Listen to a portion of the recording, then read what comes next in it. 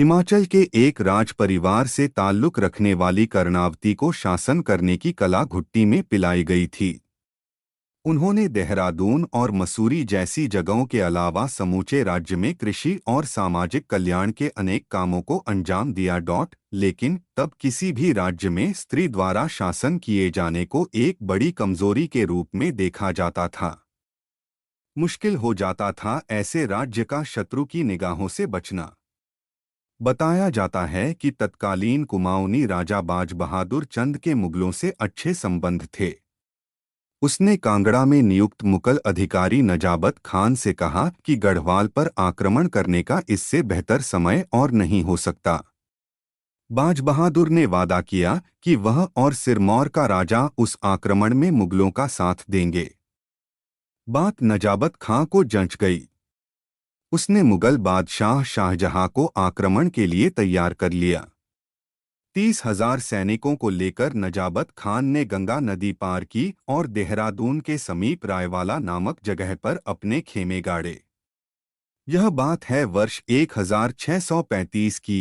रानी कर्णावती तक मुगल बादशाह का संदेश भेजा गया, या तो 10 लाख रुपए का नजराना अता करो या एक बड़े आक्रमण के लिए तैयार रहो। भाग्यवश रानी के दरबार में माधो सिंह भंडारी, दौलत बेग और बनवारी दास जैसे नामी और अनुभवी सलाहकार और मंत्री थे। उन्हें मुगल आक्रमण की पल पल की खबर थी। रानी ने अपने इन सलाहकारों के कहने पर 1 लाख रुपए तुरंत देकर बाकी रकम शीघ्र देने का वादा कर दिया। हालांकि बची रकम भेजी नहीं। इससे क्रुद्ध होकर मुगल सेनापति नजाबत खान ने फौज को लेकर श्रीनगर की तरफ बढ़ना शुरू किया। श्रीनगर में गढ़वाल रियासत की राजधानी हुआ करती थी। 17वीं शताब्दी में इटली से निकोलाओ मानुची नाम का एक यात्री भारत आया था। उसने तत्कालीन मुगल इतिहास पर एकाधिक बड़े ग्रंथ भी लिखे। एक जगह उसने कर्णावती और मुगलों के संघर्ष की कथा को विस्तार से बयान किया है।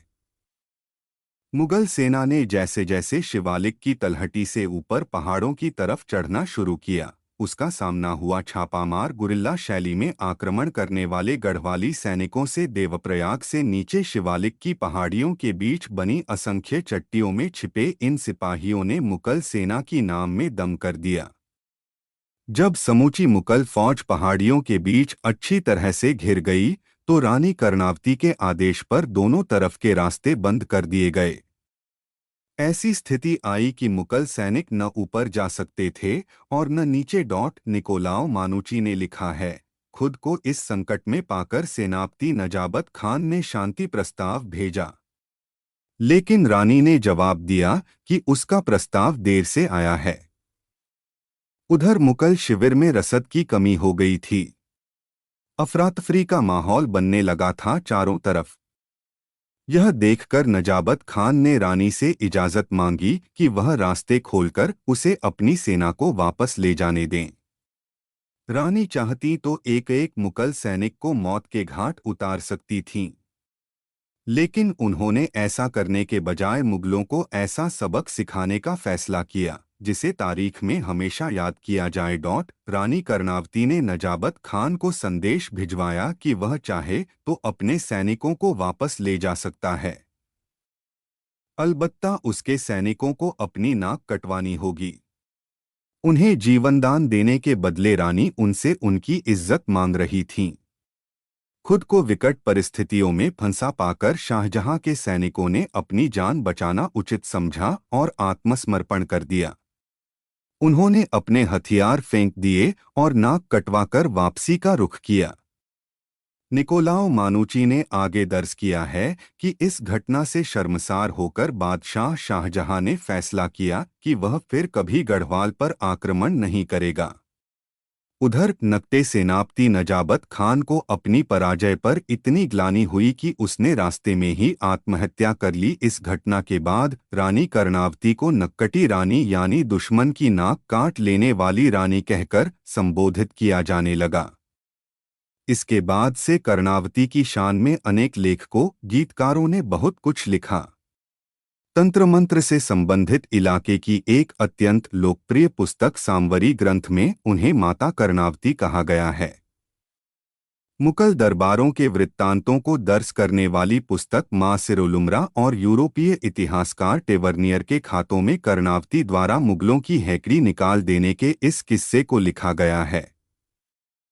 हिमालय का गजेटियर लिखने वाले विख्यात अंग्रेज विद्वान एडविन एटकिंसन ने लिखा है कि रानी कर्णावती कुमाऊं के दूधातोली पर्वत श्रृंखला की चोटी पर मौजूद बिनसर मंदिर में रहकर अपने दुश्मनों का सामना कर रही थीं।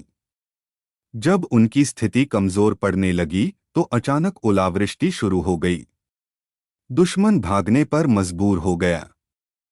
रानी ने इसे मंदिर के आराध्य यानी भगवान शिव के विनेश्वर अवतार का आशीर्वाद समझा और उस मंदिर का जीर्णोद्धार कराया।